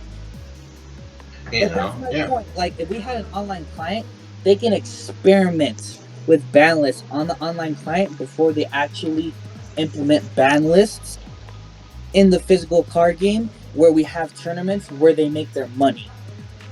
Because they're setting up bad precedents, like we said earlier. Because well, now, no deck is safe now. And if anybody if anybody thinks a card is absurdly broken, what do they do? They go on the Facebook group. This card's absolutely insane, and so then that card is a target to get banned at a later point in time. Like that Pandora's box is now open, and it doesn't matter what deck you're playing. It could be any deck. True. It doesn't matter. They could be like Topo's broken. Oh, cool. So let's just ban all the yellow unisons. I know that's never gonna happen because that would be No, absurd. not my Topo. But like think about it. Or what's really. Well, they can do real data tracking, is what it. You know what I mean? They can be like, what's this deck's win rate? What's the card pool that people are using against it? And they can look and be like, hey, like, sure, it's got like a 80% win rate, but people right now are only generally using like 10% of the card pool, and like these are the cards that we're looking out for that are answers. People aren't even using it. All these different data points that they can gather from using online, and it saves them from having to get with their untapped contacts and ask what my friend from overseas. Translation's a part of it too. I mean the new Yu-Gi-Oh app does that. It tells you what deck they played, what percentage. It does all that. Yeah, like it helps everybody having the client, and the biggest thing in my mind is just it sells product, because that big part of the market that DBS has that potential for. We see with the signed SPRs, right? Those from Tournament of Power and Set 7, yes. Right, those types of people like the bling. They want a lot of there is a collector's aspect to this game. Yep. But okay, so these cards are now banned. We're thrown into a new meta. I saw somebody say that blue gets a lot better, and it probably does, but realistically, it looks like they're pushing green hard right now. Yeah, it really does. Hand destruction. Yeah, hand like destruction, hand that control. That's the wave, right? Like Green Frieza shot up to being like tier 1 to like super tier 1 now. Yep. Like that deck was like already good. Its problem was Vegix, which that deck is still alive, and if it could be still aggressive now, it could be closer to evenish matchup. But like Green Goku got a lot better with this ban list too, because he couldn't beat Vegix to save his life, or it was pretty hard because you had to take life. I played Zapped on Octagon, and and he was saying, "Oh, I rarely ever win." So like a lot of the green decks got better because if you get Roshi into dormant and you have a blocker, you can stall two 3 turns without a problem. And then especially with their secret rare, the green one, because now they can just pop anything at any time for 1. Yep. That doesn't have Yeah. indestructible. The Great Ape. Which is a Hey card man, that Green hey, needed. matter of fact, I got smoke for y'all. Why was y'all hating on my green secret rare? I heard Because it y'all the wasn't other good. day. I heard one? y'all the Oh, other so day. you actually Look. watched our other week's episode? Okay. Oh, merge, yes. Hey man, we're not liable for all of our opinions, but you know, I try. Hey, That's right.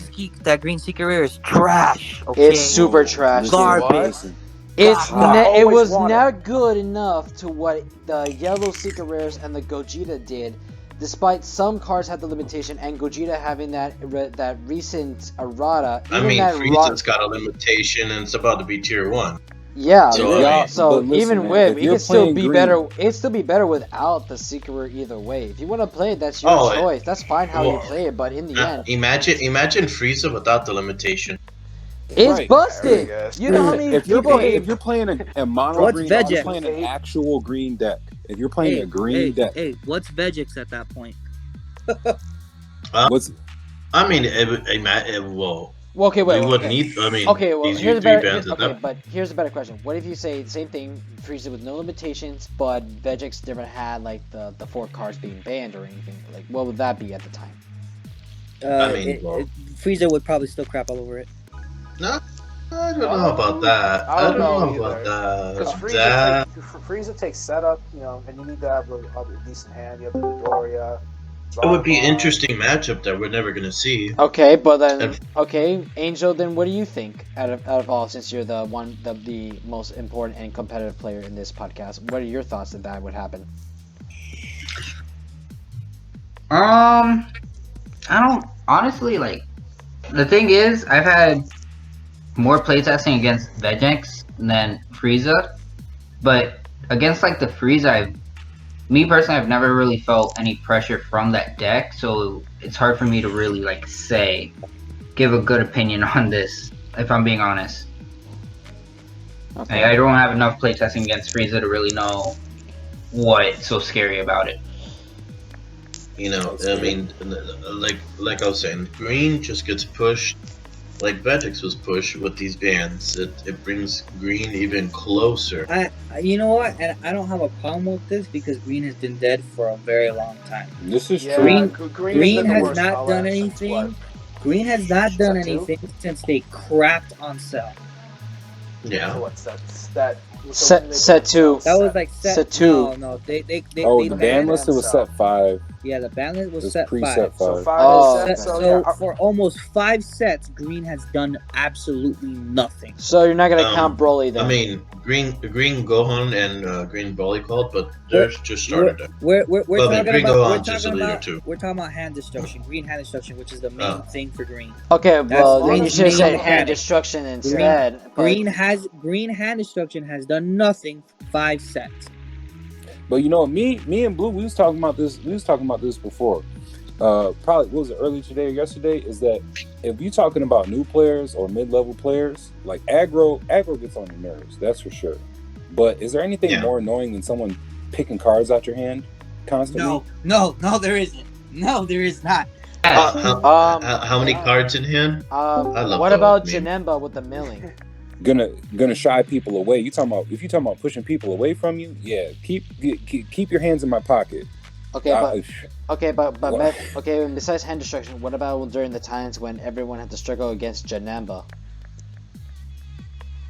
I didn't think Janemba was a struggle.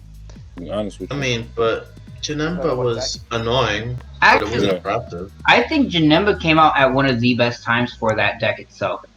Because it came out during Shenron format, which was a format that burned through their own deck. So it punished players for trying to play meta. Okay. Yeah. Okay, so then, so the big anti-meta question call. will be, which by far is very dangerous to be worried about? Burn, mill, or hand destruction? Burn, you don't mean aggro? Like burn, I don't think really deters people. I would say more like oppressive aggro. See, here's the thing. real quick, I'm gonna just put it here, is that hand destruction is the only deck you cannot play around. Like, you can try your best to play around it, but it's really hard to. Like, you can play around aggro. There are counters to aggro. Hey, Yeah, you gotta build. You gotta build around hand destruction. My boy you can play coming Bibbidi. back.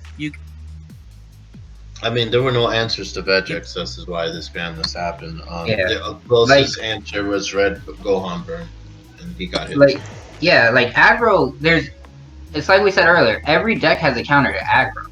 Like, within the deck itself, within the color, there is an answer to it.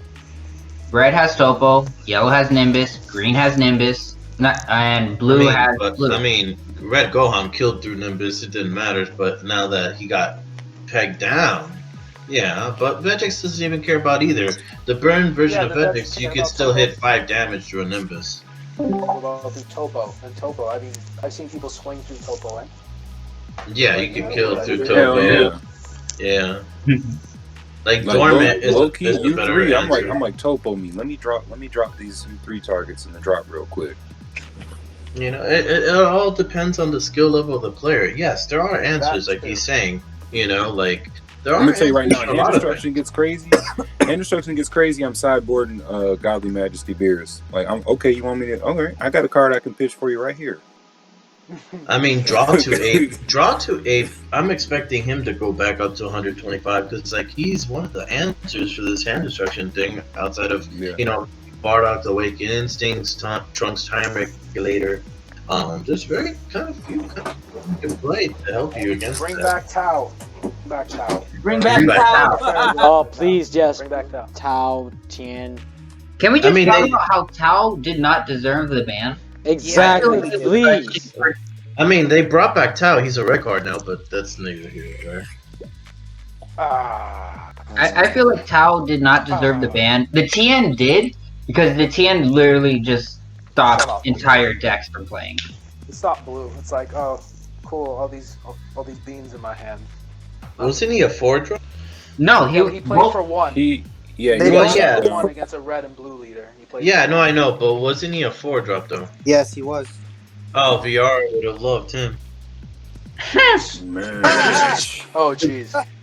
You know, hey man, I'm here to, you know, like, you know, Crisis Crusher could summon Negration. There's so many cards that could trigger these cards that are banned, like, but we want to be creative in the game. We want to have, like, if there's an insane deck and it's doing a cool combo, that's amazing. It's better than watching Invoker paint have the dry paint there, just not doing anything. Yeah.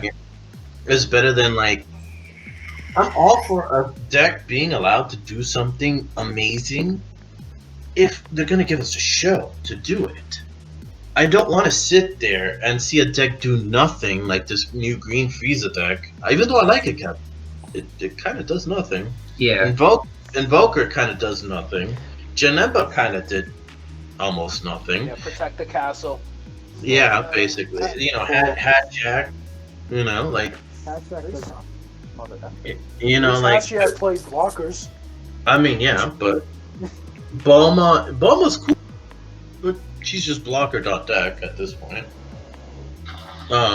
Like, with these bans, they have been banned because they're shown to be absurdly broken, quote unquote.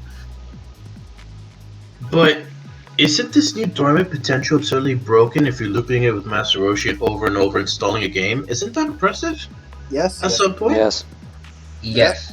So, But, Gio, so you I'm sorry. I'm just gonna cut you off right there. When you say it like that, you're still paying the 1 mana for. but I have a Unison. I played it for free. No, but you still gotta pay 1 mana for Roshi. Yes, that's true. So But I didn't pay mana for the more broken card. I paid the 1 mana to get it back into my hand. I mean, yeah, we gotta pay mana. I'm cool with that. Right. I'm not That saying, was the thing. Like, Vegix did all that for free. No mana investment. and he can still do a lot of free things. You know, Yeah. Brent Gohan only uses mana just to, like, summon things to be aggressive. Like, there are decks that can operate without mana. It's not just Vegix or Gohan. There are other decks that do this too. It's just that, you know. I mean, Just to upgrade. Yeah, I mean, green is like the mana efficiency is absurd. To be look, honest, look at the blue yellow U6 SRs, bro. If you have a chomp out and it's your turn, I'm just gonna spam the field with a bunch of crit Well, strikers. I could tell people the next two cards that are gonna get banned. I'm gonna say here is Bardock the Resolute, and is Goku and Hit the rival card. You're gonna see. Supreme Alliance? You're calling Yes. Yes. That's a hot take. Because so we could summon it for 1 mana and get 2 swings, and then on their turn, he can activate blocker again on their turn and rise up, and I get a block for 1 mana if I comboed a Zamasu Super Combo. So what are you telling me? Yeah, I mean, I think You're telling me that that's fair. That's fine. I think it's more defensive. I think amongst the community, like if it's defensive, I think the whole free aspect is received. But better. here's the your thing. blue needs it. That's what I'm telling you. But here's the thing, though. Vegito could be aggressive, and he could swing at you with that, a 1-drop, make his Unison a triple striker, go for game.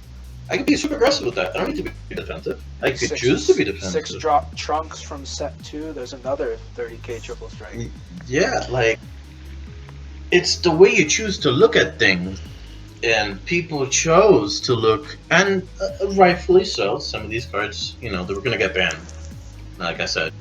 But if you're gonna allow that Goku and Hit, imagine if I have 3 of them, and I swung with all 3 of them in a turn, and it's your defensive turn, and activate battle, they all restand. I have 3 blockers now. How's that fair? I just want give me an expansion of retrains at this point. If set 10 is like the reset. Like I thought set 7 was gonna be reset with multicolor. Like no, this set 10 reset our whole entire game. Like it feels like we're starting anew. For better or for worse? We'll have to That's see. that's to be determined. We don't know. We'll have to see. We'll have to see what Well- the format does. Okay. All we know is that the Universe 3 guys got erased. The meme. They're they're no longer here. Damn, and now keep going. they really pulled a Zeno on them. Yeah, they did. They're gone. And now it's up to the players to choose what decks they're gonna roll with, what they're gonna take. But if I know the player base, like I think I do, we're gonna have the most passive, boring decks at the top. We're gonna probably see Vijay's mid-range, Invoker, Green Frieza, Green Goku, maybe Green Gohan. Maybe some maybe Red Gohan. Vegix Boo. I'm telling people this deck is hot. It's gonna come. People just think it's not that great. If you want to talk like- about doing nothing, I got the red Beerus on deck doing absolutely nothing. Sandy also created that deck. He doesn't just make all the aggro decks. He was the front runner of Beerus in that set. And it's interesting because, he does literally nothing. Yeah. But like, and now he's now better with the than Vegeta Ceddrick. Unison. Now with the Vegeta Unison, the Vegeta Unison was going to be a great counter, and then if Vegix played 2-drop Krillin and Trunks, it negated that. But now it's kind of like, like Vegeta Unis, man, people were making fun of that thing when it first came out. Now it's regarded as the best one, the best guy. I mean, and the Golden Frieza Green Unison that nobody's talking about almost does the same thing that one does, and they're going to be like, oh my god, this is amazing. Golden Frieza Unison and Evil Android 21. Love it. That is a defense, not defensive, that has kind of that floodgate effect for Unison. Oh, you want to swing? Okay, blow up one of your dudes. All right. Yeah. We have answers, and it's kind of like, I don't know, because I saw some people when I was reading about, the Reddit, the Discord and different Discords and on Facebook, and there were some people heated, there were some people heated, I bought Tacti Gohans, I bought VR, I bought this, and why would the Bandai said, hey, look, no more until set 11. When Sandy messaged me this morning, he's like, U3's banned. I'm like, for real? You're joking, right? And then I saw that it was just 5 minutes they had posted it was banned.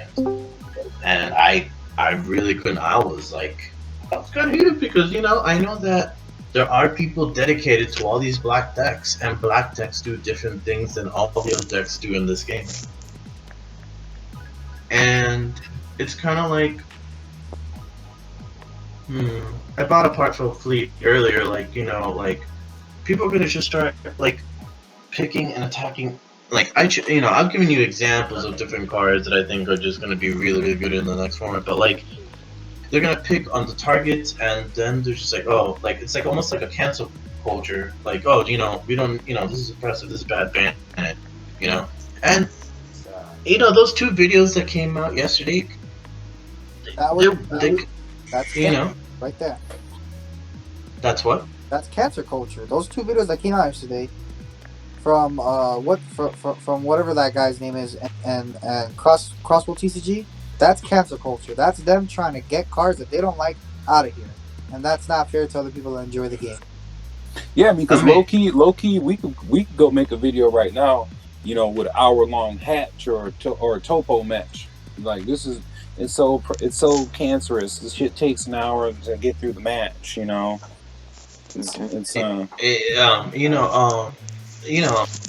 was interesting when Team FOE put out their video with Invoker versus Vegix, and the Vegix deck looked horrible, and you had Rios playing the Invoker deck that looked amazing. Kind of looked I don't know, that kind of looked off too. Yeah. Well, that I was watching, and I was watching that little sped up Red Gohan video he put up. There were so many, his opponents were just garbage. You know what I mean? They weren't playing any real meta decks. They were all just fun decks. So he played a Green Frieza. There was one. Yeah, you see. Yeah, but remember when you're on untap, most of the time you're up against people that are trying jank, or they're bad players trying to play meta. Yeah, or they're like those people that deck list please. Not that there's nothing wrong with just asking for a deck list. Yeah. Just asking for the list of decks. Android even made a video of Huntake saying people can't deck build, and I think that's one of the bigger problems this game has. That's part of it. The card pool is just so big, but some people just don't want to put the work in, for lack of a better. Right. Find things that work. Experiment, play test. It's kind of like that's kind of just how it is now. People want their things now. They want it now. That's the whole point of card games. It's to play test and experiment. And jank is okay. That if you want to play jank, go play with your friends and have casual fun games. But leave the ban lists and shit like that to the competitive players that are trying to have fun in a competitive way. When are they gonna unlimit a card? Unban a That's card? A good question. That's a very good question. They're limiting cards to only having 3 copies of or 2 copies of. That's more like a semi-limited. Okay, so can we go down the list and I ask y'all what you think? What should come off the list? Come off completely or limited. We can discuss whether it should go to 1 or full after we figure out should it come off at all. So my first one, the Go 10 promo should come off because you literally have that same card in every other color now. And True. Now yellow can't have it. True. But to further, Fluid's never coming off. No. I don't think so either. Bring back Cold Bloodlust. Thank you. Cold Bloodlust is interesting one. That actually has a shot to go up. And so Bad Ring Laser. Bad Ring Laser needs back. Yeah, that needs. Oh, it will. Especially you got Cooler now. No. Oh, you bring Bad Ring Laser back? Reboot Gohan's gonna have a field day. Should guess. Okay. So yellow, green. In my opinion, just bring back all the yellows. I don't care about the other colors. These cards should be put at 2. Cold Bloodlust should be at 2. I think Cold Bloodlust should be at 2, and I think that Baby Cell should be at what? Baby Cell should be what? At 2. At 2. I Baby think Cell can come all the way off. un- To be honest, Yeah, unyielding, Baby Cell can come off because there's so many things. That honestly, did not. Unyielding the Spirit Cell Trunks chain, full power should be Cell at chain 2. would be a tier 3 strategy right now. What about objection? Leave it at banned? Objection at 2. Unyielding Spirit at 2. Why not? Why not? Why not at 1 though? Because you can't interact with objection. Dende. But Dende. But now you're spending 3 mana just to pop one. Child's Wish, Dende. yeah, Child's Wish, the half of the wish stuff can get unerrated. Yeah, I think World Peace should go back. Like, Honestly, World Peace, like- Karunga leader. Karunga leader Yeah. got hosed. yeah, Purunga Leader should go back. If not World Peace, at least the green version of World Peace should go back, where it's only green cards. Yeah, plea for salvation. Because Oh, absolutely. remember, I want you guys to remember this. They printed a Vegeta card, right? That was made to work with that and Frieza's healing pod, and now it's only able to work with Frieza's healing pod. It's a bad card, don't get me wrong, but it's still, they printed a card to have synergies, and then they banned half of its synergy.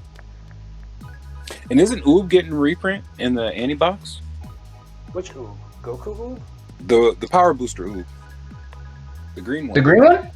Yeah. Yeah, Oh, it is. Symbol of Hope? Is it? Yep. I don't know. Is it? I think it's isn't it coming back in anti-box? I saw a reprint somewhere. Alright, I could've swore I saw a OG reprint. SS3. Should that leader come back? No, we made You it. have the reboot. No. Why The would you? reboot's terrible. Honestly, the reboot's That's the fire. reason, because they didn't want this Reboot's card to actually be kinda fire. stupid, you know? Yeah, That's the why they reboot- didn't. The reboot's they had good. the reboot. I love it. Reboot's good. No, it's bad because the reason they didn't want this leader to be back and just make things more cancerous as it is in this game. But anyway, anyway, guys, we're gonna have to call it a time up. So we're gonna have to call this for the night. But we will continue a bigger discussion for next week.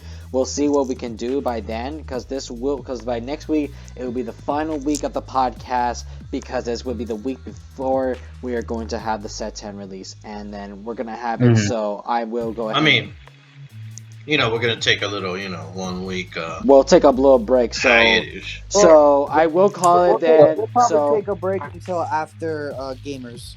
let's. I was gonna say, aren't we gonna Yes, have like a pre-mini thing before gamers? We'll just take You a know, get season. it all pumped? What we will do, we'll have a season finale. I'll call it our final episode of season 1 of the podcast. Will take place the day of the release of set 10, and we'll talk about that. So then next week we'll just see what we're going to talk about until then. So anyway, guys, I thank you so much for this big, massive podcast episode. I want to thank Flips, even though he had to leave, so I'll thank him for his explanation. I want to thank our newcomers here, Ceddrick and Cam. Thank you for having me. This was great. Okay. Oh, it's a pleasure, man. Yes. It's a pleasure. It was a pleasure seeing you coming in and out all the time. Thank Discord for that. I'm always once again thankful for Angel just coming out of nowhere and always knowing that he's always there for us in the podcast. It was a pleasure to just barge in. All right, and we wish you luck tomorrow. We hope you go out there and kick butt. And I'm gonna go ahead and guess your deck will be Topo. Don't say it. I'm just gonna go with it, guess it, and that's it. And let's go ahead and thank my buddy Noel here, all the way from Utah. Boo is coming for you, people. There will be a reckoning. And his name is Frieza. Excuse me. And of course, our boy Yeovani, who had the entire episode based on him. You got it. You got it. Called it. This is all for you, man. I'm just gonna put it out there. Kodo Crew's just gonna make more aggressive decks that kill you on turn 2. It's what we do. Yeah, So- it's literally what we do. It's what That's we do. all we play test. It's not. It's just because the Vegix Boo list is gonna come out, and you're gonna see how pretty fire that is, and it's gonna be a great time. But anyway, Kevin, Yeah. what did you think about today's episode? Well, okay. Of course, you guys didn't let me get a chance to explain one thing, and that's how I feel about the list. I mean, we had 7 people today. Today was, I guess Banlist discussion brings all the people wanting to talk. That's true. Yo, next week we're gonna talk about GOAT format. Oh my god. Oh, hey. Oh, You know, that might be a podcast topic. I like that idea. Set 2 GOAT format deck. okay. Oh, Well, no, it's fine anyway. But if I say my last piece, Banlist was meh. Didn't care. You know, it's just black cards. I'm not gonna play it. I don't really care. That's all my thought, and that's how I'm gonna stick with. Don't care. Who gives a shit? Viva Frieza, right? Viva Frieza. Frieza Right? is Viva la here. Frisa. Frieza's here. I got all the cards I need to go. Let's just do it. That's it. My Frieza fans, thank you for support. All the Vegix fans, get out. Don't care. Frisa. And all that stuff. Yeah, well, you know. Yeah, well, it's my show. Shut up. And that's how we're going to end it that way. You got Dale. So that's how it goes, guys. With a hammer And this down. is Fortress Striker signing off.